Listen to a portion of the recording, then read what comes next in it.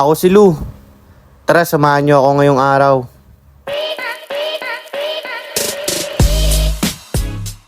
So yo, what up mga par? Alam nyo na walang iba, nandito na naman tayo sa panibago nating vlog. Ngayon nga pala, matik food trip na naman to mga par. Kaya tara, samahan nyo kami ngayong araw pa. By the way guys, due to public demand, syempre pinuntahan na naman natin tong kainan na to. And ngayon nga ay alam kong gustong gusto nyo tong mga gantong kainan mga par. Huwag na nating patagalin pa mga par. Tara, samahan nyo kami ngayong araw. Ito nga pala yung mga comment. Saktong-sakto mga par kasi nagkikrib tayo sa Samgyup ngayon. Kaya tara, samahan nyo kami ngayong araw. And yun, syempre, yung direksyon papunta dun sa mismong Samgyup Salan mga par, ituturo namin sa inyo. So kung galing nga pala kayo ng Louvers mga par, so yan, makikita nyo yung mga tricycle na orange. So sasakay lang kayo dyan. Sasabihin nyo lang kay Manong Driver na ibaba kayo sa Phase 6 Eastwood Residence. And from Louvers, kung saan kayo sumakay ng orange na tricycle, it will only take you 10 to 15 minutes para marating yung kainan na yon mga par. So yan, pag nakikita nyo na yung Save More, malapit na kayo mga par. And konting kembot na lang, makikita nyo na tong Samgyup Salan nila. Dito nga pala yung Kimchi Zarang Unlimited Buffet Samgyup Sal Eastwood. And di rin sila mahirap hanapin mga par kasi sa mismong tapat lang sila ng gate ng Phase 6 Eastwood Residence. Ano pang hinihintay nga natin mga par? Kung saan nga may masarap, dapat pinupuntahan. So yon, located nga pala sila dito sa second floor. So saktong-sakto yung hagdan nila kasi pag akit nyo sa taas, gutom na kayo mga par. Pero kidding aside mga par, ang ganda ng pagkaka-place nila dito sa second floor kasi kitang-kita nyo yung overview and overlooking ng mga sitting lights, lalong-lalo na sa San Isidro mga par. Not sure lang kung sa Manila Hills yun. Pero yun na nga mga par, without further ado, tara simulan na natin to. Ito nga rin pala yung mga menu nila mga par, so ipa-flash ko na lang din dito sa screen.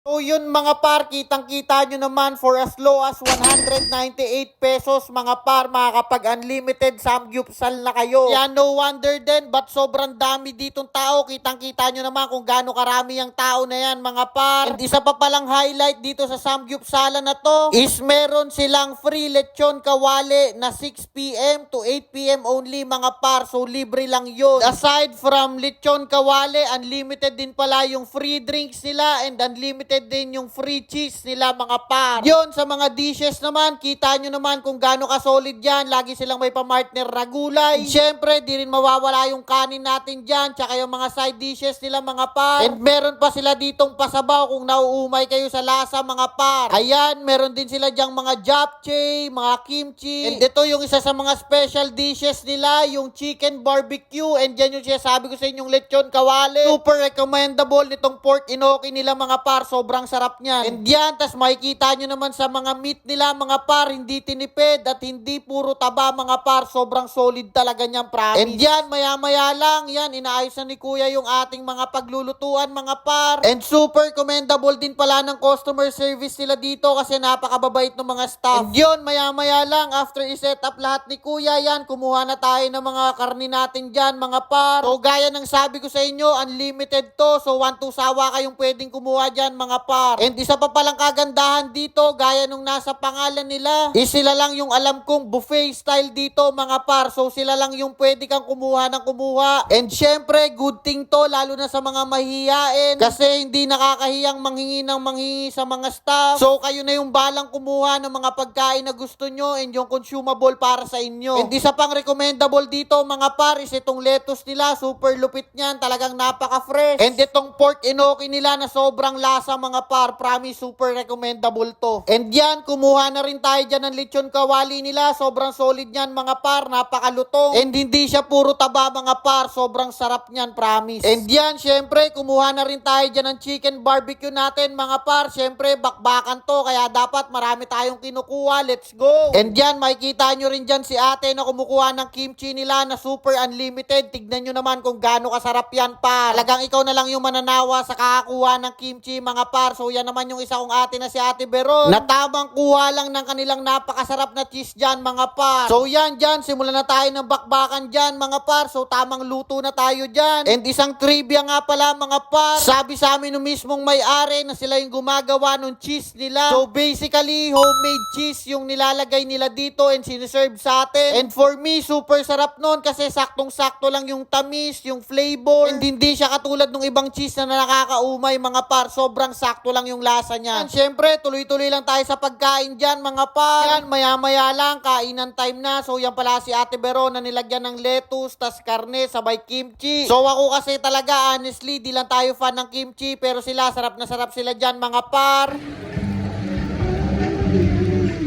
Dito naman si ate na tamang abala sa pagluluto, tas kami lang yung tagakain. And yan, kasama din pala natin dyan yung bayo ko, si Kuya Alden, na birthday ngayon, happy birthday. Dito pa bumati, no?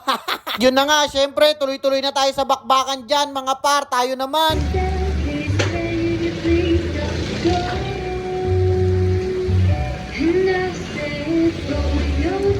And yan, habang kumakain kami dyan, mga par, hindi pa rin talaga nauubos yung pagdating ng mga tao. Habang patagal ng patagal at palalim ng palalim yung gabi, mga par, parami rin ng parami yung parating na tao dito. Kaya talagang no wonder din kung ba't ang daming nagsasuggest sa kanila, mga par. Kasi talagang worth it naman yung babayad mo dito, mga par. Sobrang sulit talaga. So, syempre, hindi pwedeng kain lang din tayo ng kain, mga par. Syempre, dapat nagluluto din tayo. So, yan, tamang luto tayo dyan. And yan, maya-maya lang, si madam naman yung bumakbak dyan ng pagkain. Yan ang trip niya naman dyan. Pinagsama niya yung rice, pork, kimchi, tsaka cheese mga par. Sobrang goods na goods din talaga. Kaso ba't naka 3 points ka dyan?